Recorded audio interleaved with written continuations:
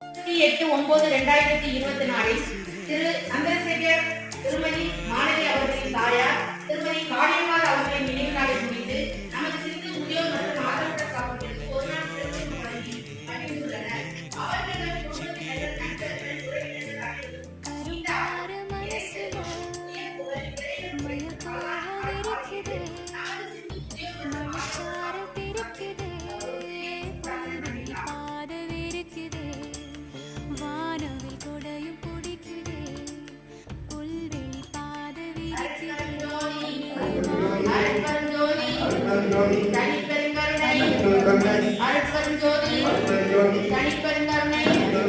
எல்லா உயிர்களும் இன்புற்று வாழ்க வல்லல் திருவடி வாழ்க வாழ்க. இன்றைய உணவு கொடுத்த இறைவனுக்கு நன்றி. நன்றி வணக்கம்.